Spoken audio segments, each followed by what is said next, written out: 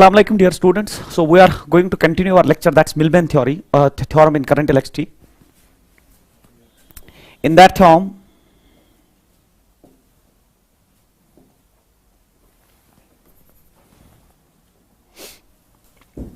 मैंने आपके साथ कल दो केसेस डिस्कस किए. केस नंबर वन था कि batteries are of same polarity, and case number second में था batteries are of opposite polarity. Case number third मैंने थोड़ा पढ़ाया था, वो हम कंटिन्यू करेंगे और उस पर न्यूमेरिकल करेंगे. केस नंबर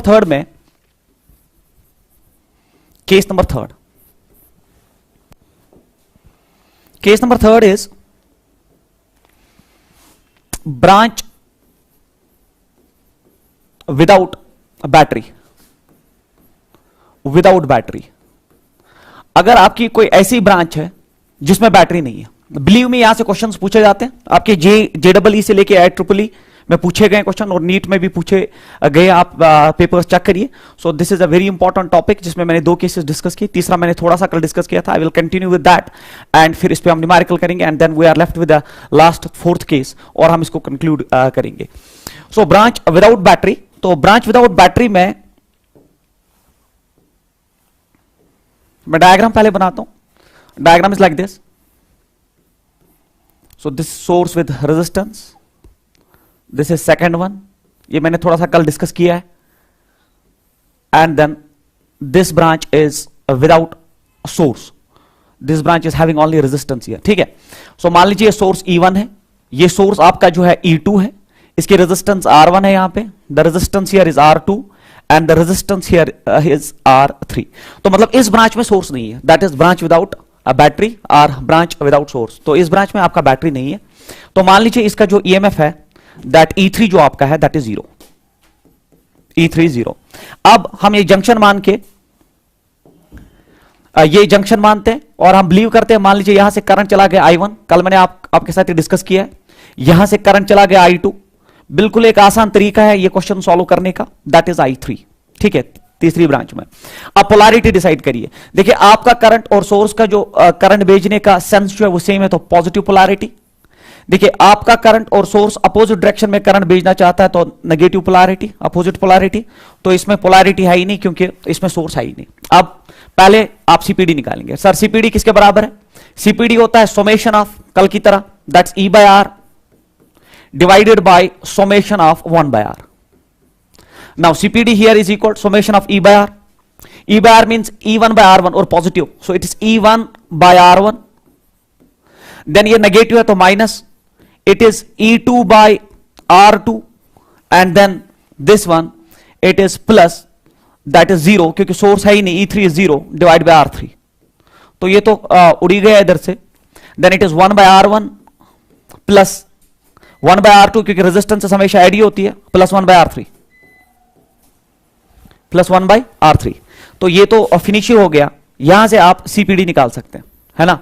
यहां से आप बिल्कुल CPD निकाल सकते हैं बाय डूइंग कैलकुलेशंस. जैसे आपको V मिला तो फिर I1 आपने कल पढ़ा मेरे पास, that's E1 minus V divided by R1. तो V आपने यहां से कैलकुलेट किया. देन I2 आपका जो है, I2 जो है यहां पे दैट्स माइनस E2 क्योंकि नेगेटिव पोलैरिटी यहां पे. Then minus V by R2.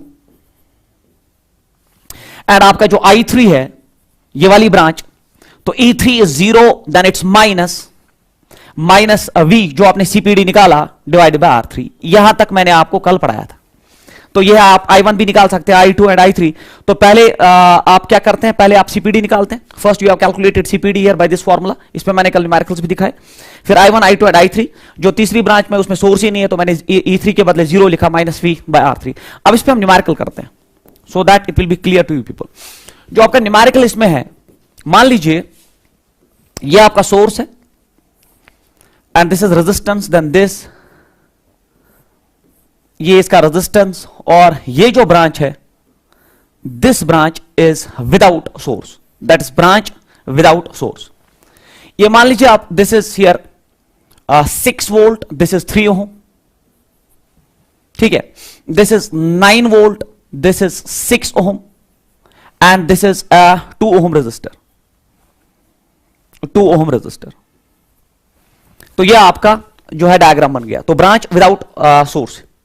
तो आपको क्या निकालना, you have to calculate current in each branch, या आपसे एग्जामिनर जो एग्जाम में पूछेगा वो बोलेगा इस ब्रांच में करंट क्या है, जिस ब्रांच में सोर्स नहीं इस ब्रांच में कितनी करंट। अगर आप किरचॉफ्स लॉ से करेंगे तो आप 2-3 इक्वेशंस बना के जब आप कैलकुलेशन करेंगे तो उसमें आपको बड़ा टाइम लगेगा और लास्ट में पता नहीं आपका जो कैलकुलेशन वो ठीक हुआ होगा कि नहीं, मगर इसमें कंफर्म हो जाएंगे आप कि आपने जो किया वो बिल्कुल ठीक है, क्योंकि कल मैंने इस पे 2 टाइप्स ऑफ न्यूमेरिकल्स आपको दिखाए। तो पहले हम सीपीडी निकालते हैं। तो V इज इक्वल, सीपीडी निकालने का तरीका, सीपीडी निकालने का तरीका सर पहले करंट्स भेजते हैं जंक्शन पकड़ के। मान लीजिए यहां से करंट गई I1, यहां से जो करंट गई दैट इज I2, और यहां से जो करंट गई I3। जंक्शन पकड़ के आपने करंट्स भेज दिए। अब सेंस देखिए, आपका करंट और सोर्स का सेम है तो पॉजिटिव, आपका करंट और सोर्स का अपोजिट है तो नेगेटिव। तो इसमें तो E3 जीरो है, तो इसमें E3 जो है वो बिल्कुल जीरो है, ठीक है, E3 इज एब्सेंट हियर। चलिए CPD that is E1 by R1 that is 6 by 3 that's 2, then minus हो जाएगा that is E by R that's 9 by 6, then plus that is 0 by 2, क्योंकि इस ब्रांच में सोर्स ही नहीं है तो 0, divided by 1 by R1 that's 1 by 3, plus resistance हमेशा add होती है 1 by 6, प्लस यहां पे 1 by 2। तो ये तो चला गया इधर से, इट इज 3 3 9 3 2 6 हियर। तो V आ जाएगा आपका, it's 2 2 4 minus 1 4 minus 3, it's 2 2 4 minus 3 that is 1 by 2 1 by 2, और फिर यहां डिवाइड होके नीचे जो आपका है दैट इज यहां 6 एलसीएम आ जाएगा। अब 6 जब एलसीएम आया 3 2 6 तो यहां 2 आ जाएगा, 6 1 जा तो प्लस 1, 2 3 जा 6 तो प्लस 3, तो ये हो गया 3 2 5 प्लस 1 6 6 के साथ कैंसल आउट हुआ, तो ये बना 1 by 2। जब ये 1 by 2 बना तो दैट इज इक्वल 0.5 वोल्ट। देखिए आपने मिनिमम पॉसिबल टाइम में सीपीडी निकाल दिया, ठीक है। तो इस सर्किट का जो सीपीडी है, कॉमन पोटेंशियल डिफरेंस जो है वो 0.5 वोल्ट है। यहां आपने बिल्कुल basic calculation 3 3 9 3 2 6, it's 2 2 4 minus 1 3, it is 0.5। अब आप किसी भी ब्रांच में करंट निकाल सकते हैं। जैसे आप I1 निकालना चाहते हैं, सर I1 किसके बराबर है? I1 होता है sir E1 minus V divided by R1। तो अब आपका I1 जो होगा पहली ब्रांच में करंट, वो आपसे एग्जाम में एक ही ब्रांच में पूछेगा, मैं तीनों ब्रांच में आपको कैलकुलेट करके दे रहा हूं।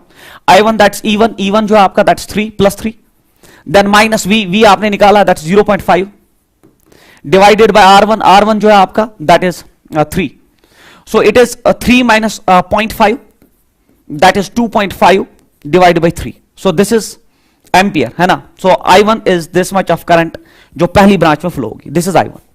अब आपको I2 चाहिए, I2 कैसे निकालेंगे आप?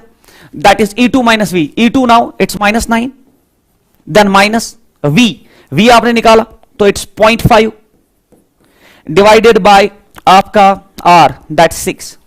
तो यहां आप इसको कर सकते हैं, माइनस ये हो गया, इट्स माइनस 9 माइनस ये प्लस हो जाएगा, it's I2 is equal minus times 9.5 by 6 ampere. इसको फर्दर सॉल्व करने की जरूरत नहीं है, ये न्यूमेरिकल मैंने खुद डिजाइन किया, that's why these types of values are coming, otherwise cancellation होकर आपका आराम से आ जाएगा। उसके बाद आपको I3 चाहिए, I3 इंपॉर्टेंट है इसमें, इस ब्रांच में कितनी करंट है देखिए, E3 आपका 0 है, माइनस V आपका 0.5 है divided by that R3 that's 2, तो इट इज ये हो गया माइनस 1/2 दैट्स माइनस 1/4, माइनस 1/4 होता है 0.025, ठीक है।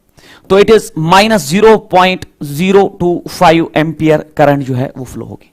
सो this is how to calculate currents, that is branch without resistance. ये वो केस है जिसमें आपका एक ऐसा ब्रांच है which is not containing source, it's containing resistance, it's not containing source. तो ये हो गया तीसरा एप्लीकेशन, तीसरा केस आपका मिलमैन थ्योरम का, जिसपे आपसे क्वेश्चन पूछा जा सकता है। Now last case is case number 4। Case number 4 जो आपका है that is branch, this is fourth case, branch without resistance, branch without resistance. Believe me, this is the most difficult case जो आपसे वो पूछ सकता है, सबसे मुश्किल और सबसे आसान जिस बच्चे को पता है, सबसे मुश्किल केस है दैट्स ब्रांच विदाउट रेजिस्टेंस, वो ब्रांच जिसमें रेजिस्टेंस नहीं। ये सबसे मुश्किल केस है उस बच्चे के लिए जिसको पता नहीं, और फिर उस बच्चे के लिए जिसको पता है सबसे आसान केस है। पहले मैं आपको दिखाऊंगा मुश्किल क्यों है और फिर सबसे आसान भी क्यों है, वो भी हम डिस्कस करेंगे। ना ब्रांच विदाउट रेजिस्टेंस में पहले डायग्राम हम बना दें। देख लीजिए आपका डायग्राम जो है वो ये है, आपका सोर्स देन रेजिस्टेंस, देन ये सोर्स, दिस इज रेजिस्टेंस, फिर finally you are having this thing but you are having only here source, मगर इसमें रेजिस्टेंस नहीं है। देखिए ब्रांच विदाउट रेजिस्टेंस, इसमें रेजिस्टेंस इस ब्रांच में नहीं है, तो मतलब ये सोर्स E1 है, ये सोर्स आपका E2 है, और ये जो सोर्स है आपका दैट इज E3 है। सो this is R1, this is R2, और जो आपका R3 है वो है ही नहीं, तो R3 हियर इज 0। ठीक है, सो it is branch without resistance. Most difficult case, अगर आपको नहीं पता है तो ये मोस्ट डिफिकल्ट केस है, अगर आपको पता है तो ये मोस्ट आसान केस है। पहले मैं आपको दिखाऊंगा डिफिकल्ट क्यों है, फिर ये आसान क्यों है, और आप फिर चाहेंगे कि एग्जाम में यही केस आ जाए, सो दैट आप इस क्वेश्चन को जो है जल्दी से कर सके। तो अब इसमें क्या करना है आपको पहले वही तरीका, ये जंक्शन पकड़ के आप करंट्स भेज दीजिए। मान लीजिए करंट I1 है, यहां से जो करंट है दैट्स I2, और यहां से जो करंट है दैट्स I3। तरीका बिल्कुल वही जो हमने पहले लेक्चर में डिस्कस किया। फिर पोलैरिटी असाइन करिए। देखिए इस सोर्स का जो सेंस है करंट का वो ये है, तो इट इज पॉजिटिव पोलैरिटी। इस सोर्स में देखिए करंट का सेंस ये है, तो अपोजिट पोलैरिटी माइनस, तो इसमें तो सोर्स जो है या बिल्कुल इसमें सोर्स है तो इसका सेंस भी ये है, तो पॉजिटिव पोलैरिटी। अब सर सीपीडी निकालिए। देखिए सीपीडी कैसे निकालते हैं आप, summation of E by R divide by 1 by R। तो मैं लिखूं पहले formula, summation of E by R divided by summation of 1 by R। So V is equal summation of E by R। Now देखिए ये बनेगा E1 by R1 plus, ठीक है, E1 by R1, then minus it is E2 by R2, बिल्कुल ठीक है। फिर last में प्लस, देखिए ये बनेगा आपका E3 बाय दैट 0, है ना, क्योंकि रेजिस्टेंस ही नहीं है तो it is 0। Now divided by 1 by R1 plus 1 by R2 plus 1 by 0, क्योंकि रेजिस्टेंस ही नहीं है। Now tell me one thing, देखिए anything divide by 0 is infinity, so V is equal, ये E3 बाय 0 मींस इन्फिनिटी, और इसको add आप कुछ भी करिए इन्फिनिटी हो जाएगा, तो मतलब ऊपर इन्फिनिटी है, नीचे फिर से 1 डिवाइड बाय 0 अगेन इन्फिनिटी, और इन्फिनिटी के साथ ऐड करने पे सारा इन्फिनिटी, तो मतलब you can not determine it, not define it. ठीक है, तो यहां तो बिल्कुल फंस गए आप, है ना, बिल्कुल फंस गए, क्योंकि आप it is E3 divide by 0, anything divide by 0 is infinity, then here 1 divide by 0 is infinity. अब इन्फिनिटी के साथ कुछ भी ऐड करिए, कुछ भी ऐड करिए, वो इन्फिनिटी होता है, infinity by infinity is not defined, तो फिर सर इसमें तो बिल्कुल फंस गए, और एग्जामिनर आपसे यही क्वेश्चन एंट्रेंस में पूछता है। That's why this is the most difficult case. अब अगर ये मोस्ट डिफिकल्ट केस हो गया क्योंकि it's not defined now, how can you calculate CPD here, यहां तो बिल्कुल फंस गए आप। तो इससे भी निकलने का तरीका है, और जब वो आपको पता चले तो आपको पता चलेगा कि this is the most simplest case also, जो अगर आपको पता है तो आप कर सकते हो। तो कैसे करेंगे सर, मान लीजिए आप, देखिए मैं ये फॉर्मूला नेक्स्ट पेज पे लिखता हूं सो दैट ये क्लियर हो जाए आपका। देखिए आपका सीपीडी आया था, देखिए E1 बाय R1, फिर था माइनस E2 बाय R2, ये प्लस भी होता तो कोई मसला नहीं, पोलैरिटी आप डिसाइड करिए बस। प्लस था यहां पे E3 डिवाइडेड बाय, देख लीजिए it is E3 divide by 0। अब 0 मत लिखिए, आप R3 लिखिए फिलहाल के लिए, आप क्योंकि हमें पता है R3 0 है, हम R3 लिखते हैं वहां पे, तो उससे हमें कोई प्रॉब्लम नहीं होगी। तो यहां पे हम R3 लिखेंगे। देखिए मैं यहां R3 लिखने जा रहा हूं 0 के बदले, हमें पता है R3 0 है। नीचे था 1 by R1 plus 1 by R2 plus 1 by R3, तो वहां 0 था, मैं R3 लिख रहा हूं।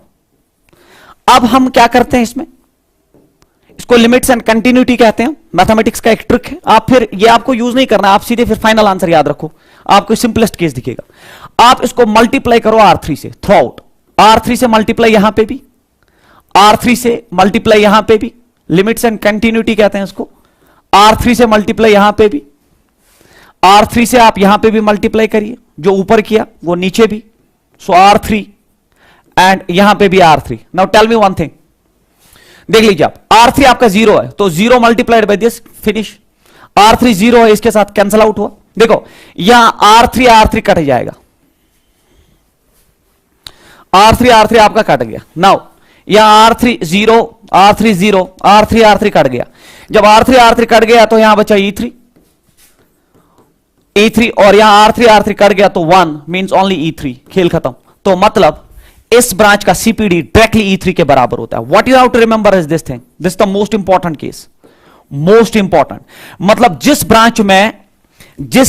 ब्रांच में आपका रेजिस्टेंस नहीं है, जिस क्वेश्चन में जिस ब्रांच में आपका रेजिस्टेंस नहीं है, उसमें जो सीपीडी होता है वो उस ब्रांच के ईएमएफ के बराबर होता है। मतलब जो आपका क्वेश्चन है, अगर आपसे कोई पूछे इस ब्रांच में सीपीडी क्या है, तो अर्लियर केसेस में 3 केसेस में आपको सीपीडी कैलकुलेट करना पड़ा by calculation. No doubt calculations छोटी थी in comparison to that of Kirchhoff's law, उसी को बचाने के लिए मैंने ये लॉ इंट्रोड्यूस किया, मगर फिर भी वो उनमें थोड़ा सा कैलकुलेशन करना पड़ता है आपको। मगर इस केस में जैसे आप देखोगे कि आपको एक ऐसा सर्किट प्रोवाइडेड है कि जिसके एक ब्रांच में रेजिस्टेंस ही नहीं है, तो उस केस में सीपीडी डायरेक्टली बराबर होता है, आपका सीपीडी डायरेक्टली बराबर होता है उस ब्रांच के ईएमएफ के। सो इट इज E3। तो in this case CPD is directly equal to that of E3. That is why most difficult case, क्योंकि infinity by infinity not defined, और most simplest case इसलिए क्योंकि इसमें आपको कुछ कैलकुलेशन ही नहीं करनी है। जैसे आपको ऐसा कोई सर्किट दिखे कि जिसके एक ब्रांच में रेजिस्टेंस ही नहीं है, तो उस सर्किट का जो सीपीडी होता है वो उस सर्किट का जो सीपीडी होता है वो उसके उस ब्रांच के ईएमएफ के बराबर होता है, मतलब E3। जिस ब्रांच की रेजिस्टेंस नहीं होती दैट्स E3। तो अब आपके पास E3 आ गया। अब उसके बाद करंट्स आप निकालिए। अब करंट्स कैसे? I1, I2 and I3। चलिए वापस चलते हैं। अब आपको सर करंट चाहिए, तो I am going to add a slide here. देखिए अब आप लिखते हैं करंट। आपको पता है करंट का फॉर्मूला जनरल है E minus V by R. ये मैंने कल आपको डिस्कस किया और हर न्यूमेरिकल में डिस्कस किया। अब पहली ब्रांच में करंट होगा इट्स E1 माइनस वी तो आपने निकाला E3, क्योंकि इस क्वेश्चन में ही आपका जो सीपीडी है वो E3 के बराबर है, तो it's E1 minus E3 divided by R1। Sir उसके बाद I2 निकालिए, तो I2 में E2 माइनस वी के बदले फिर से that's E3 divided by R2। बिल्कुल ठीक है। सर I3 निकालिए, तो फिर से आप फंस जाएंगे। कैसे? देखिए it is E3 minus V is again E3, ठीक है, डिवाइडेड बाय R3। तो मतलब ये होता है यहां पे it is E3 minus E3 0, और R3 तो 0 है, 0 बाय 0 फिर से नॉट डिफाइंड, तो I3 में भी फंस गए। दैट इज वाई मैंने बोला ये सबसे मुश्किल केस है, मगर सबसे आसान केस जब आपको पूरा पता हो after using that limits and continuity आपने सारा किया होना चाहिए, तब आपको लगेगा सबसे आसान है, क्योंकि इसमें आपको कैलकुलेशन ही नहीं करनी पड़ी। सीपीडी डायरेक्टली जो है ई के बराबर है। आप जब न्यूमेरिकल्स में देखेंगे E3 के बराबर उस ब्रांच के ईएमएफ के बराबर जिस ब्रांच की रेजिस्टेंस नहीं है। अब I3 में फंस गए। सर I3 कैसे निकालेंगे? ये तो 0 बाय 0 हो गया, I3 कैसे निकालेंगे? तो बिल्कुल वही जो मैंने कल आपको पढ़ाया, Kirchhoff's first law. Kirchhoff's first law क्या कहता है? किरचॉफ्स फर्स्ट लॉ कहता है किसी भी जंक्शन पे summation of all currents equal 0, summation of all currents equal 0. So by Kirchhoff's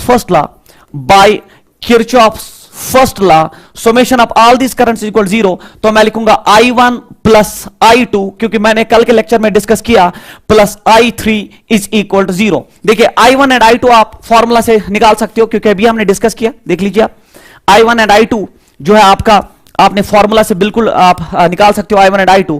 I3 के लिए कोई फॉर्मूला ही नहीं है। I3 आप जो है आप बिल्कुल इसी फॉर्मूला पे निकाल सकते हो bye using Kirchhoff's first law. That's I1 और I2 फॉर्मूला से निकाल के आप जब इसमें सब्स्टिट्यूट करेंगे तो I3 प्लस I3 करके इक्वल 0, तो वहां से आपको I3 मिल जाएगा। तो मतलब जिस ब्रांच में, जिस केस में आपके सर्किट में जिस ब्रांच में रेजिस्टेंस नहीं है, जिस ब्रांच में रेजिस्टेंस नहीं है, उस सर्किट में आपका सीपीडी, उस सर्किट में आपका सीपीडी E3 के बराबर होता है, मतलब उस ब्रांच के ईएमएफ के बराबर होता है। तो जैसे आपको सीपीडी पता चला, फिर I1, I2 एंड I3 के लिए, I1 के लिए E1 माइनस वी के बदले E3 डिवाइड बाय R1, फिर I2 निकाल सकते हैं। I3 में आप फिर से फंस जाते हैं, क्योंकि 0 बाय 0 नॉट डिफाइंड, मगर किरचॉफ्स फर्स्ट लॉ कहता है that summation of all these 3 currents equal 0। So I1 और I2 आप फार्मूला से निकालेंगे, उधर सब्स्टिट्यूट करने पे आपको I3 इक्वल टू 0 I3 मिल जाएगा। जैसे मैं इस पे न्यूमेरिकल दिखाऊंगा so that it will be very much clear to you people. तो न्यूमेरिकल जो है ये एक्चुअली AIEEE मैंने ये ले लिया है, तो देख लीजिए आप न्यूमेरिकल क्या है इस पे। The numerical is like this. देखिए it is a source like this, इसमें ये रेजिस्टेंस है, then you have this thing resistance without a source, तो ये तो आसान है। देन उसके बाद ये आपका सोर्स है, फिर ये इसमें रेजिस्टेंस है, और फिर लास्ट जो ब्रांच है इसमें, उसमें ये सोर्स है, बट इस सोर्स के साथ रेजिस्टेंस मिसिंग है। अब वैल्यूज देख लीजिए आप, ये 10 वोल्ट का सोर्स है और ये 10 ओम का रेजिस्टर है आप, फिर उसके बाद ये 20 ओम का रेजिस्टर है ओनली, तो it is branch without source here, case number 3। And फिर ये 30 वोल्ट है यहां पे, 7 ओम का रजिस्टर है यहां पे, और लास्ट में ये आपका 40 वोल्ट का सोर्स है, 40 वोल्ट, मगर इसकी रेजिस्टेंस जो है that R is 0 here. What you have to calculate? You have to calculate current in the PQ branch. तो इसका नाम यहां इसने रखा है P and Q. तो आपको निकालना क्या है? The question is find current in PQ branch. देखिए ये मुश्किल क्वेश्चन माना जाता है. This is the numerical, find current in this PQ branch. देख लीजिए आप इसमें क्या, इसमें मर्जर है केसेस का. इसमें पहले आप देख लीजिए ये सोर्स विद रेजिस्टेंस, ठीक है सर. इसमें इस ब्रांच में आपका रेजिस्टेंस है, सोर्स नहीं है, तो ये तो केस नंबर 3 है, आसान है. मगर इस ब्रांच में भी आपका सोर्स भी है, रेजिस्टेंस भी है, मगर इस ब्रांच में अगर आप देखेंगे लास्ट ब्रांच में सोर्स है बट रेजिस्टेंस नहीं. जब सोर्स है रेजिस्टेंस नहीं, तो मैंने बोला ये सबसे डिफिकल्ट केस होता है, क्योंकि मैंने ये भी आपको प्रूव करके दिया. मगर ये सबसे आसान केस है, क्योंकि जिस बच्चे को पता है उसको पता है कि इस क्वेश्चन में कुछ करना ही नहीं है. क्योंकि इस क्वेश्चन में सॉल्यूशन में जैसे आप जाएंगे तो आप बोलेंगे इस क्वेश्चन में कि जो सीपीडी आपका है, that we what we call as CPD, that is directly equal to 40 volt. ये देख लीजिए, दैट्स व्हाई मैंने बोला ये सबसे आसान केस है. क्योंकि जैसे आप ऐसा सर्किट देखेंगे जिसमें कोई ऐसी ब्रांच है जिसमें सोर्स तो प्रेजेंट है बट रेजिस्टेंस नहीं है, तो जैसे ही आप ऐसा केस देखेंगे जिसमें सोर्स है बट रेजिस्टेंस नहीं, तो उस केस में एज पर मिलमैन थ्योरम जो उसका सीपीडी होता है, वो सीपीडी जो है वो डायरेक्टली उस ब्रांच के ईएमएफ के बराबर होता है 40 वोल्ट. क्योंकि मैंने ये भी प्रूव करके दिया आपको, आप देख सकते हैं पीछे. देखिए इस ब्रांच में सोर्स है बट रेजिस्टेंस नहीं, तो इस पूरे सर्किट का जो सीपीडी है वो E3 के बराबर है, that I have proved here. तो ये सिंपलेस्ट केस बन गया अब आपका. तो सीपीडी हियर इट्स 40 वोल्ट. अब पहले पोलैरिटी, इस जंक्शन को पकड़ के आप मान लीजिए करंट्स, आप जैसे आप हर केस में आपने किया, मान लीजिए करंट जो है आपका I1 है, ये करंट आपका I2 है. Same method I am continuously using this current is I3 here and this current is I4 here. Now tell me one thing, polarity decide करते हैं. ये करंट और सोर्स का करंट सेम डायरेक्शन में, तो positive. इसमें तो EMF ही 0 है, इसमें तो आपका जो सोर्स ही नहीं लगा है. इस ब्रांच में आप देख लीजिए ये आपका सेंस है, करंट भी उसी डायरेक्शन में, तो पॉजिटिव पोलैरिटी. और इस ब्रांच में देखिए आपका सेंस ऑफ करंट ये है, सो this is having a negative polarity. तो सीपीडी में आप बिल्कुल श्योर हो जाइए इट्स -40, क्योंकि माइनस है यहां पे, अपोजिट पोलैरिटी. तो CPD no doubt is 40 volt but with negative polarity, तो -40. तो जैसे आपको सीपीडी मिला, अब आपको I1 चाहिए. देख लीजिए दैट्स व्हाई ये सिंपलेस्ट केस बन गया, क्योंकि आपका सीपीडी विदाउट कैलकुलेशन आ गया, डायरेक्टली उठा के आपने 40 डाल दिया, बट विथ पोलैरिटी. पोलैरिटी आपका ख्याल रखिए. नाउ I1 हो गया E1 minus V, that is 10, then minus V, it is -40, इसका ख्याल रखिए, डिवाइडेड बाय R1 दैट्स 10. तो मुझे बोलिए आप, this is here equal minus into minus here plus, ये हो गया 50/10, 50/10 हो गया 5 एम्पियर करंट. तो आपने पहली ब्रांच का करंट निकाल दिया. और पॉजिटिव वैल्यू का मतलब होता है, पॉजिटिव वैल्यू का मतलब होता है कि आपने जिस डायरेक्शन में करंट एज्यूम किया उसी डायरेक्शन में सर्किट में भी चल रही है. उसके बाद आपको I2 चाहिए सेकंड ब्रांच में. सेकंड ब्रांच में आपका E जो है वो दैट इज 0, फिर माइनस V आपका -40 है, तो -40 डिवाइडेड बाय दैट 20. देखिए minus into minus plus, it is 40/20, it's 2 ampere. तो ये दूसरी ब्रांच का करंट भी आ गया एंड दैट इज पॉजिटिव. अब आपको I3 चाहिए, तो I3 कैसे निकालेंगे आप? I3 is E3 is 30 minus and then V आपका -40 है, divided by that R3 that is 7. अब देखिए माइनस और माइनस हो गया प्लस, 70/7 होता है 10 एम्पियर. तो आ गया इस ब्रांच का भी करंट. अब आपको I4 चाहिए. I4 के लिए देयर इज नो फॉर्मूला, है ना. I4 के लिए मैं लिख दूं, I4 के लिए we don't have any formula, no formula. हमारे पास फॉर्मूला ही नहीं है, क्योंकि जब आप फॉर्मूला यूज करोगे तो वो 0/0 नॉट डिफाइनेड आता है. तो मैंने इसमें आपको बोला by using directly Kirchhoff's first law. Kirchhoff's first law कहता है that summation of all this currents equal 0. तो मैं लिखूंगा I1 plus I2 plus I3 plus I4 it should be equal to 0. Now I1 जो आपका है that is 5 ampere, plus I2 जो है आपका that is 2 ampere, plus I3 जो है आपका that is 10 एम्पियर, प्लस आपको I4 निकालना है इज इक्वल टू 0। तो ये हो गया 10 प्लस 5 15 प्लस 2 इट इज 17। तो आपका I4 आ गया और I4 आ गया -17 ampere. So this is the current in that branch, जिससे जो आपसे पूछा गया था that find current in PQ branch. जो आपका पीक्यू ब्रांच है उसमें जो करंट है दैट्स -17 एम्पियर। -17 एम्पियर का मतलब जो आपने एज्यूम किया था डायरेक्शन ऑफ करंट, उसके अपोजिट डायरेक्शन में करंट फ्लो कर रहा है। अब अगर आप सम करेंगे ना इन करंट्स का, देख लीजिए आप, देखिए it is 5 plus 2 plus 10 it is 17 plus 17 -17 0, that's by Kirchhoff's first law. तो ये हो गया आपका मिलमैन थ्योरम, जिससे आपने इस क्वेश्चन को सॉल्व किया और आपने हर एक ब्रांच में करंट निकाला। अब आप इसी क्वेश्चन को किरचॉफ्स लॉ से करना और देख लेना कि कितने टाइम में सॉल्व होता है। पहले सॉल्व होता भी है कि नहीं होता है, और फिर हर ब्रांच में आप करंट निकाल सकते हो, आप सीपीडी निकाल सकते हो। It is only possible by Milman theorem. Milman theorem आपको लेंथी कैलकुलेशन से बचाता है। आप एक तो मिनिमम टाइम पॉसिबल में जो है आप क्वेश्चन को सॉल्व कर सकते हैं, आप हर ब्रांच में करंट निकाल सकते हो, और फिर लास्ट में एक्यूरेसी भी आपकी 100% होती है, क्योंकि जब आप समेशन ऑफ करंट्स करते हैं एक जंक्शन पे वो 0 आता है, it means that what you have done is correct. तो ये गारंटी आपके किरचॉफ्स लॉ में नहीं है। तो आप बिल्कुल मिलमैन जो थ्योरम पे मैंने 4 केसेस पढ़ाए, वो चारों केसेस आप देखिए विद ऑल द न्यूमेरिकल जो मैंने आपके साथ डिस्कस की। आपका जो कोई भी क्वेश्चन जो अभी तक जेडब्ल्यू से लेके IEEE से लेके नीट में पूछा गया और हर साल पूछा जाता है, 1 से 2 क्वेश्चंस पूछे जाते हैं, आप मिनिमम पॉसिबल टाइम में विद एक्यूरेसी कर सकते हैं। That is what do mean by entrance. इसमें मैं और एक न्यूमेरिकल ऐड कर सकता हूं सो दैट आपको पता चले कि इसकी कितनी बड़ी एप्लीकेशन है। और ये जो न्यूमेरिकल है this is again a very good numerical. ये एम्स का क्वेश्चन है, मैं यहां पे लिख दूं ऊपर, ये एम्स में पूछा गया है और ये क्वेश्चंस फिर रिपीट होते हैं आपके नीट में। तो इसको देख लीजिए आप। देखिए क्वेश्चन क्या है, we are having a source with a resistance here, और यहां पे सिर्फ आपका रेजिस्टेंस है, सोर्स नहीं। तो ये केस नंबर 3 हो गया। अगर आप थोड़ी सी प्रैक्टिस इन केसेस में करें, इन 4 केसेस में, फिर आपसे कोई भी क्वेश्चन जो है सॉल्व हो सकता है जो अभी तक नहीं होता बाय यूजिंग किरचॉफ्स लॉ।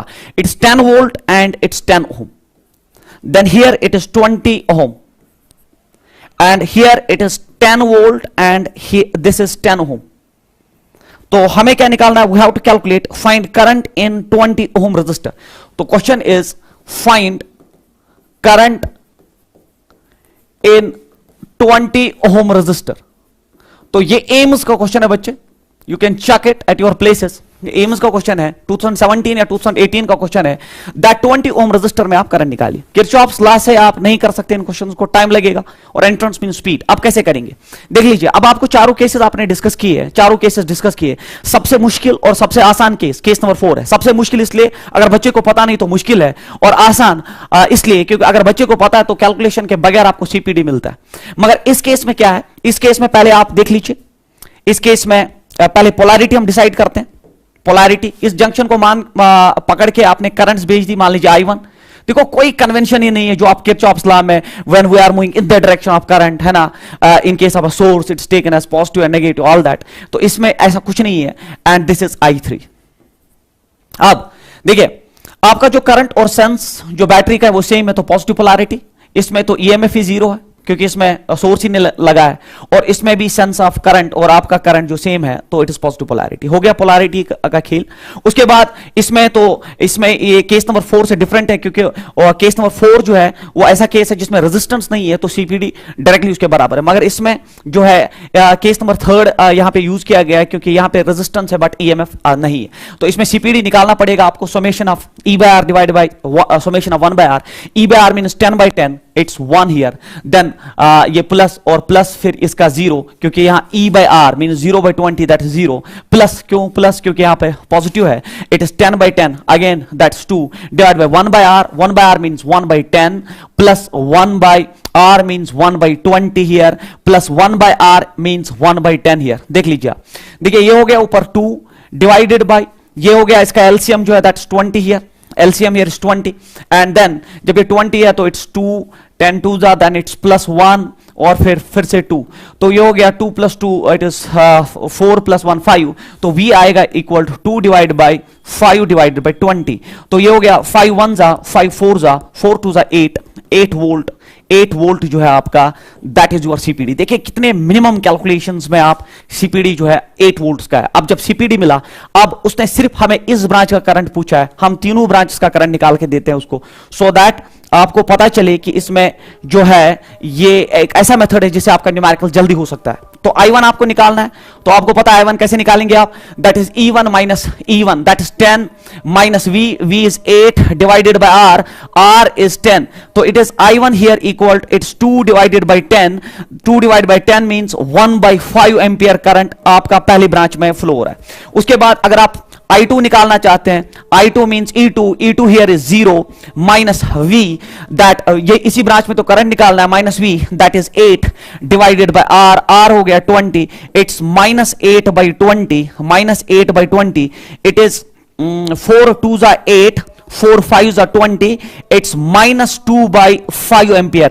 तो जिस ब्रांच में एम्स 2017 या 2018 का क्वेश्चन है, आप चेक करिए अपने प्लेसेस पे, ये क्वेश्चन है, तो इस ब्रांच में इसने करंट हमसे पूछा था, तो आंसर जो था दैट्स माइनस 2/5 एम्पियर, क्योंकि find current in 20 ohm resistance हमसे पूछा गया था। अब हम I3 भी निकाल देंगे, यहां पे जो नहीं पूछा गया हम वो भी कर रहे हैं इसमें। I3 means E3 that's 10 minus आपका that CPD that's 8 divided by resistance that is 10, it is again it is 2/5 here, 2/10 actually, and it is 10 minus 8 that's 2 divided by 5, 2 divided by 10 है यहाँ, हाँ बिल्कुल, it is 10 minus 8 that's 2 divided by 10, 2 divided by 10 होता है 1/5 ampere. अब ये हमने तीनों ब्रांच में करंट निकाली, मगर आप इसमें एक चीज देख सकते हैं, वो ये है, देख लीजिए, summation of all these 3 current should be 0। देखिए प्लस 1/5 और प्लस 1/5 हो गया प्लस 2/5, और ये हो गया minus 2/5, that summation of all currents at this junction is equal to 0. That is the beauty of this theorem, that आप finally sure हो जाओगे कि आपका आंसर जो है वो बिल्कुल ठीक है कि गलत, वो तब जब आपने मिलमैन थ्योरम यूज किया हो। अगर आप किरचॉफ्स लॉ से इस क्वेश्चन करेंगे तो आपको एक तो इसमें टाइम लगेगा, और फाइनली आपका जो आंसर होगा, मैं बिलीव करता हूं वो बिल्कुल गलत होगा, क्योंकि उसमें कन्वेंशन फॉलो करने पड़ते हैं और प्रेशर में कन्वेंशन भूल जाते हैं। इसमें कोई कन्वेंशन नहीं, अगर आपको मिलमैन को आपने एक बार चारों केसेस अच्छी तरह से पढ़ लिए और फिर उस पर ये कुछ न्यूमेरिकल्स किए, आप कोई भी क्वेश्चन जो अभी तक AIEEE से लेके JEE से लेके नीट में जो पूछे गए वो सब कर सकते हो बाय यूजिंग दीज 4 केसेस। तो ये एक ऐसी ट्रिक थी जो आपको बचाती है by doing those lengthy calculations in solving numericals in entrance where you need speed and accuracy. तो ये आपका मिलमैन जो है ओवर हो गया, और होप आपको अच्छे से समझ आया होगा, और आप अपने न्यूमेरिकल्स में इनको यूज करके देखिए, इन 4 केसेस को आप देखिए, आपको न्यूमेरिकल करने में एक तो मजा आएगा, और फाइनली आपको खुशी मिलेगी जो आप चाहते हैं कि एंट्रेंस के दिन आपसे क्वेश्चंस हो जाए। अब जो मेरा अब नेक्स्ट टॉपिक है, that my next topic is that is grouping of cells. हाँ, now it's a different topic, grouping of cells. ये फॉर्मूला बेस्ड टॉपिक है, it's a formula based topic, ठीक है, इट इज फॉर्मूला बेस्ड। ये आपने class 12th में भी पढ़ा होता है, इसमें उतना कुछ खास है नहीं, मगर फिर भी पढ़ाना तो जरूरी है। फॉर्मूला बेस्ड टॉपिक, मैं इसमें आपको दिखाऊंगा कि किस तरीके क्वेश्चंस पूछे जाते हैं, मगर ये फॉर्मूला बेस्ड टॉपिक है जो आपने बिल्कुल 12th बोर्ड में भी तैयार किया होता अपने एग्जाम के लिए। That's called as grouping of cells. Grouping of cells पढ़ाने से पहले मैं फिर से आपको सेल का स्ट्रक्चर समझा देता हूं, जो मैंने कल भी पढ़ा दिया आपको मिलमैन थ्योरम से पहले। मैंने आपको बोला था कि एक सेल का जो सिंबल होता है वो ये होता है, इसमें एक पॉजिटिव नेगेटिव टर्मिनल और उसकी अपनी इंटरनल रेजिस्टेंस होती है, जो हम सिंबल में यहां दिखाते हैं। तो इसका EMF जो है that's E, this is the positive terminal, this is negative terminal, और ये इसका इंटरनल रेजिस्टेंस होता है। This is what we call as symbol of cell, this is what we call as symbol of a cell, ठीक है। ये एक cell का जनरलाइज्ड सिंबल होता है। अब सेल जो है, अब मैंने कल इसमें 3 केसेस पढ़ाए थे। एक इसमें डिस्चार्जिंग मोड होता है, दूसरा चार्जिंग मोड। डिस्चार्जिंग मोड में क्या होता है, अगर आपका सेल ये अगर आपका सेल है, this is the positive terminal here, this is negative and this is internal resistance. Discharging mode वो मोड होता है जिसमें सेल से ही करंट सर्किट में चला जाता है, तो this mode is called as discharging mode. तो सेल करंट पंप कर रहा है सर्किट में, और मैंने बोला कि उस केस में अगर आप यहां वोल्ट मीटर कनेक्ट करेंगे तो वोल्ट मीटर की जो रीडिंग है उसी को हम टीपीडी कहते हैं, और वो इस केस में डिस्चार्जिंग मोड में E माइनस IR के बराबर होता है। बिल्कुल आप ख्याल रखें इन चीजों का। और अगर आप ये डिस्चार्जिंग मोड कहलाता है, ठीक है, we call this as discharging mode. मैंने कल भी डिस्कस किया, मैं फिर से रिपीट कर रहा हूं क्योंकि मुझे ग्रुपिंग ऑफ सेल्स पढ़ाना है आपको। अब अगर आपने सेल में यहीं से करंट भेज दी, आपने सेल में यहीं से it's positive negative and internal resistance EMF is E, आपने यहीं से सेल में करंट पंप की, it's called as charging mode. Charging mode में क्या होता है, अगर आप यहां वोल्टमीटर कनेक्ट करेंगे तो आपका जो टीपीडी है वी वो होता है ई प्लस आई आर। ये बिल्कुल कल के लेक्चर में मैंने पढ़ा दिया। ये होता है आपका डिस्चार्जिंग मोड और ये होता है आपका चार्जिंग मोड।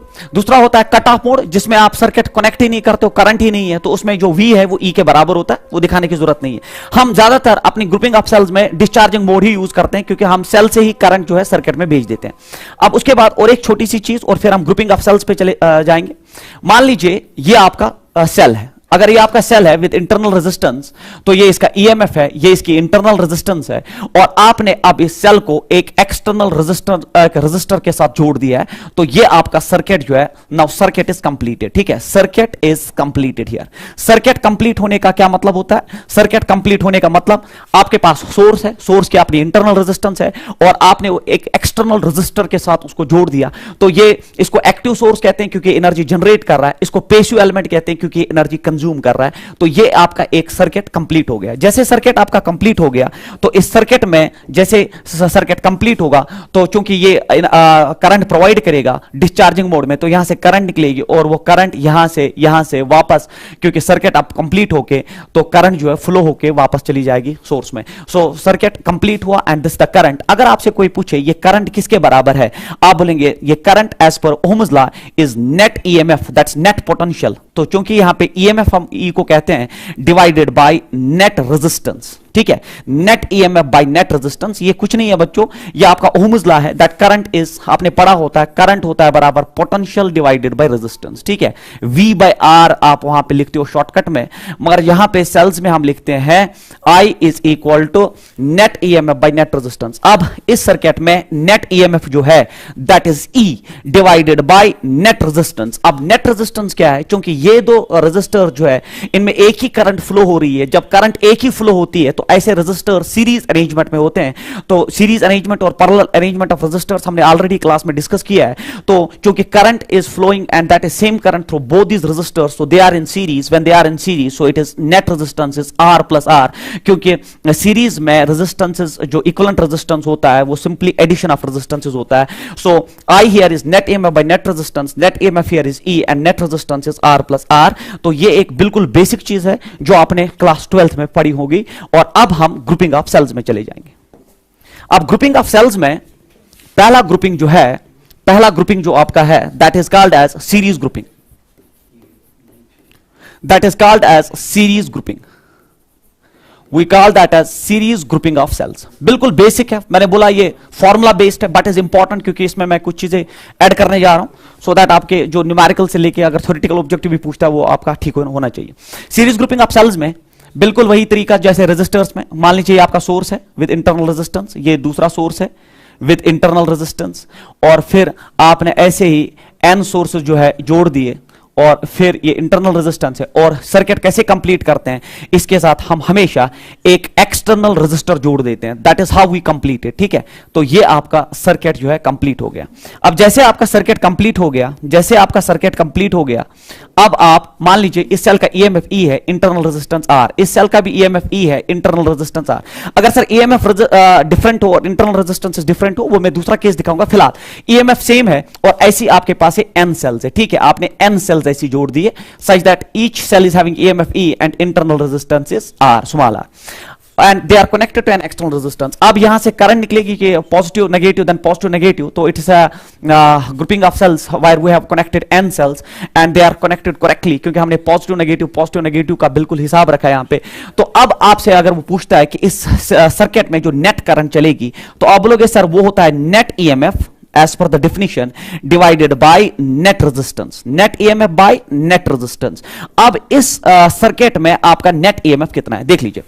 देखिए it is E plus E plus E plus E plus so on up to n times E, तो नेट EMF इज NE। तो सीरीज में सीधे EMF का एडिशन होता है। ठीक है, सीरीज में EMF का सीधे एडिशन होता है। जितनी सेल्स आपने सीरीज में जोड़ दी है तो उतनी, अगर आपने 3 सेल जोड़ दिए तो 3 टाइम्स E, अगर आपने 4 सेल जोड़ दिए तो 4 टाइम्स E, तो आपने n सेल्स यहां पे जोड़ दिए तो n times E divide by net resistance. अब नेट रेजिस्टेंस में क्योंकि ये सारी रेजिस्टेंस सीरीज में, हमें कैसे पता, क्योंकि एक ही करंट इस पूरे सर्किट में फ्लो होगा, ये सारी रेजिस्टेंस सीरीज में है, तो सीरीज में रेजिस्टेंसेस ऐड होती है, तो ये हो गया R प्लस R, ये हो गया NR, तो ये हो गया N times R plus external resistance के साथ, that is R. So this will be the current in this circuit. We call this as series grouping of cells. बिल्कुल आपने 12th में भी पढ़ा होता है, मैंने बोला ये फॉर्मूला बेस्ड है, मगर कंसेप्ट ये है इसमें कि net EMF by net resistance, क्योंकि सारी सेल्स सीरीज में है तो नेट ईएमएफ जो होगा वो N टाइम्स E होगा.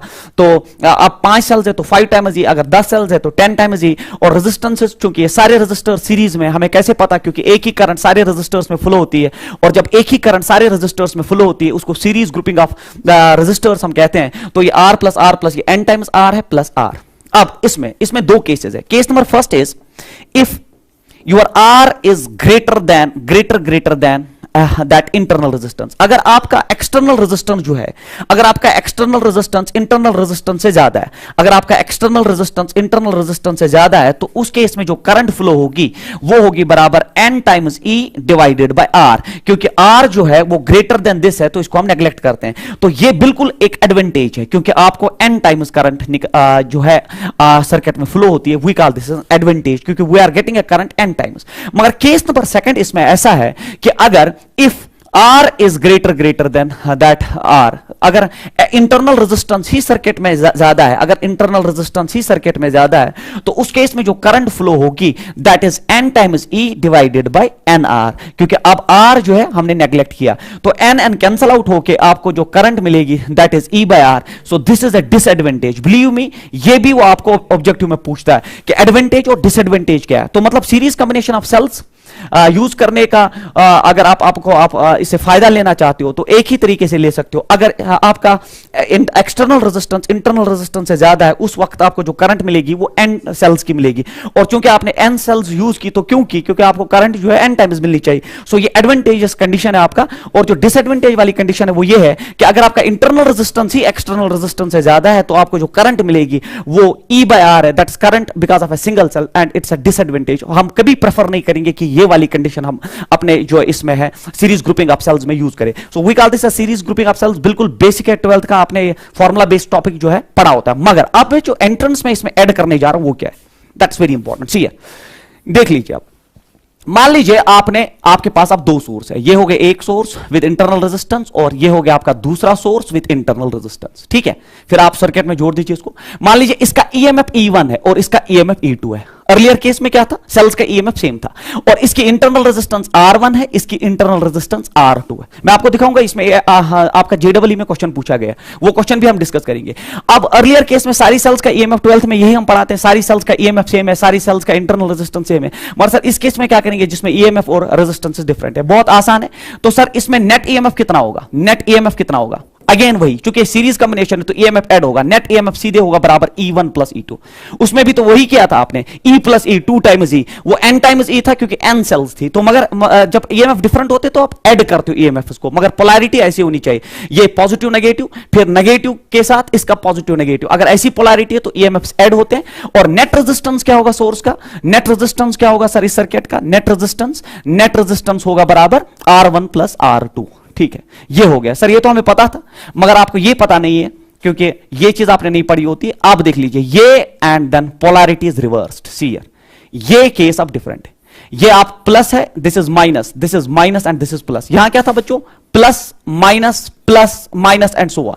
तो ये वाली ग्रुपिंग को हम सीरीज ग्रुपिंग कहते हैं. मगर अगर ऐसी ग्रुपिंग की आपने प्लस माइनस और फिर इसका प्लस ने इसका माइनस आपने जोड़ दिया तो क्या होगा? मान लीजिए इसका ईएमएफ E1 है, इसका ईएमएफ E2 है, इसका रेजिस्टेंस R1 है, इसका रेजिस्टेंस R2 है. मतलब ईएमएफ एंड रेजिस्टेंस बराबर है, मगर polarity has been changed here, है ना?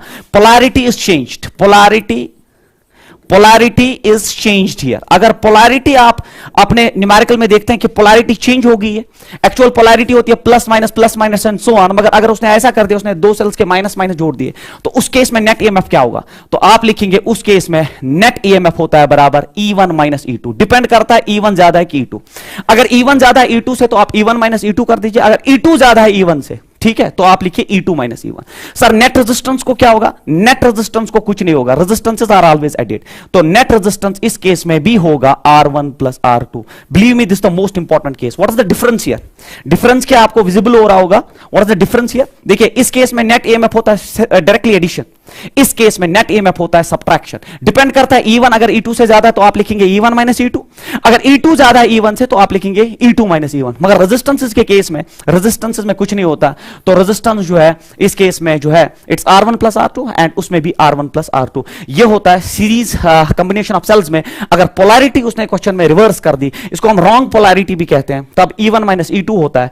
और अगर आपकी करेक्ट पोलैरिटी जो तरीका है फिजिक्स में कि positive negative and so on, जब आप रेडियो में 2-3 सेल्स यूज करते हैं तो पॉजिटिव नेगेटिव का ख्याल रखते हैं, तब जाके सर्किट जो है वो करंट प्रोवाइड करता है सर्किट में। तो net EMF is E1 plus E2, जो एक्चुअल पोलैरिटी है, नेट रेजिस्टेंस ये है। और अगर आपने रॉन्ग पोलैरिटी चेंज कर दिया तो E1 माइनस E2, डिपेंड करता है E1 E2 से ज्यादा है कि E2 E1 से ज्यादा है। उसके बाद इसमें एक ऑब्जेक्टिव पूछा जाता है, हाँ मैं वो अलग ऐड कर देता हूं, that is a very important point here. तो this is a very important thing, ठीक है, आप ये अपनी कॉपीज में लिखेंगे। देखिए इफ, हाँ ये पॉइंट आप बिल्कुल याद रखिए, क्योंकि सीधे एग्जाम में फॉर्मूला पूछा जाता है, सीधे डायरेक्टली फॉर्मूला ही पूछा जाता है। अगर न्यूमेरिकल भी वो बना के देगा वो भी मैं दिखाऊंगा। If we have n cells, if we have n cells, each of EMF E such that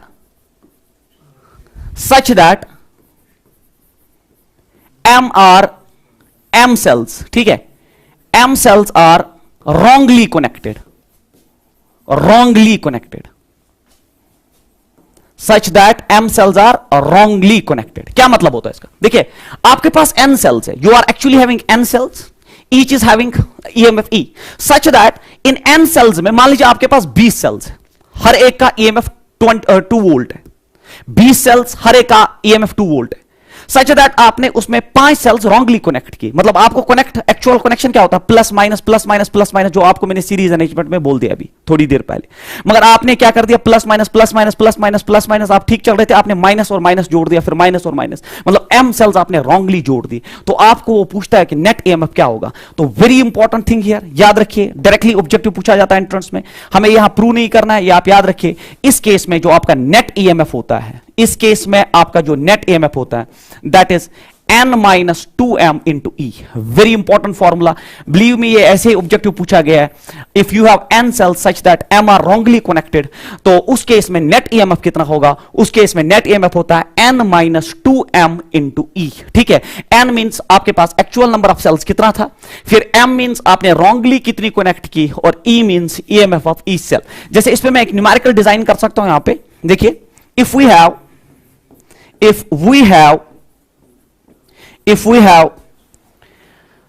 20 cells, 20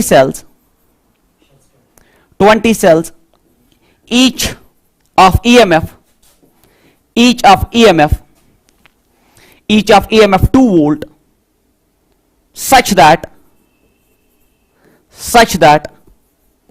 5 are wrongly connected, 5 are wrongly connected। Wrongly connected का मतलब आपको समझ आया होगा, क्या आपने अपोजिट पोलैरिटी जोड़ दी सेल्स की। Find net EMF in that circuit. ठीक है, आपको नेट EMF कैलकुलेट करना है। तो सॉल्यूशन क्या होगा इस क्वेश्चन का? आप बोलेंगे सर हमने तो पढ़ा है नेट EMF उस केस में होगा बराबर, नेट EMF जो है उस केस में होगा आपका n minus 2m। What is n? n is 20 cells minus 2 m wrongly connected cells आपकी 5 है, तो मल्टीप्लाइड बाय 5, देन बाहर जो आपका E है, that E cell is having a 2 volt EMF। ठीक है, तो ये हो गया 20 minus 10 multiplied by 2। So 20 minus 10 होता है 10 multiplied by 2, so answer is 20 volt. तो मतलब उस केस में जो आपका नेट EMF होगा दैट इज 2 वोल्ट। ठीक है, so you are having actually 20 cells, आपके पास 20 सेल्स थी, आपके पास 20 सेल्स थी, देख लीजिए, you are having actually 20 cells, each of EMF 2 volt, such that आपने क्या किया, 5 रॉन्गली कनेक्ट कर दी। रॉन्गली कनेक्ट करने का मतलब ये होता है, देखिए आप एक्चुअल पोलैरिटी जो कर रहे थे दैट तरीका ये है plus minus and so on. तो अगर आप रॉन्गली आप पोलैरिटी चेंज करें, मतलब आपने माइनस को माइनस के साथ जोड़ दिया, ऐसा कुछ अरेंजमेंट में कर दिया आपने, तो उस केस में आपका जो नेट ईएमएफ होता है वो हमेशा होता है n-2m into e। ये फॉर्मूला भी आप एज इट इज याद रखिए, हमें प्रूव नहीं करना है एंट्रेंस में, एज इट इज याद रखिए इसको, n-2m into e। वह n means actual number of cells कितनी थी, m मींस जो आपने रॉन्गली कनेक्ट की, and e means EMF of each cell. तो ये हो गया आपका सीरीज ग्रुपिंग ऑफ सेल्स, जिसमें ये दो चीजें आप बिल्कुल याद रखिए, ये वाली दो चीजें जो है ये बिल्कुल याद रखिए। और फिर सीरीज ग्रुपिंग में आप फॉर्मूला बेस्ड टॉपिक मैंने बोल दिया आपको, एक तो net current is net EMF by net resistance, तो ये आ गया। और इसमें एडवांटेज और डिसएडवांटेज क्या है, बिलीव में ये क्वेश्चन पूछा गया आपके एंट्रेंस में। एडवांटेज है जब एक्सटर्नल रेजिस्टेंस इंटरनल से ज्यादा होगा तो आपको n टाइम्स करंट मिलेगा, तो ये तो एडवांटेज है, you are getting n times because you are having n cells. तो फायदा क्या है n सेल्स यूज करने का, you will get current n times. तो इस केस में अगर आप इंटरनल रेजिस्टेंस ही एक्सटर्नल से ज्यादा हो गया, आपको करंट मिल रही E/R, मतलब current of a single cell, that's a disadvantage because you are connecting n cells and you are getting a current equal to that of a single cell, that's disadvantage। ऐसा कोई नहीं चाहेगा कि n cells use करके current उसको एक cell का मिले। फिर ये, और उसके बाद सबसे इंपॉर्टेंट कि अगर आपके पास n cells है जिसमें आपने m wrongly कनेक्ट की, तो नेट ईएमएफ और फिर उस पे न्यूमेरिकल कैसा बनता है वो आप कैलकुलेट कर सकते हो। उसके बाद होता है नंबर सेकंड, ये बिल्कुल आसान होता है, what we call as parallel grouping. So I will add a slide here. What we call as number second, that is called as parallel grouping। Parallel grouping, ठीक है। पैरेलल ग्रुपिंग होता है आपका वही मिलमैन थ्योरम, मिलमैन थ्योरम जो मैंने detail discuss किया आपके साथ, है ना, कल से हम कर रहे हैं parallel grouping of cells. Parallel क्या होता है, मैं सर्किट दिखाऊं आपको। पैरेलल मींस दिस, देख लीजिए, ये हो गया cell with internal resistance, this is again a cell with internal resistance, this is again a cell with internal resistance here. तो this type of grouping is called as parallel grouping. जब आप एक and को बिल्कुल एक point पे जोड़ दे सारे, और फिर दूसरे एंड्स को दूसरे पॉइंट पे जोड़ दे विद सम एक्सटर्नल रेजिस्टर, क्योंकि एक्सटर्नल रेजिस्टर अगर आप नहीं जोड़ेंगे तो सेल जो सर्किट है वो शॉर्ट हो जाएगा।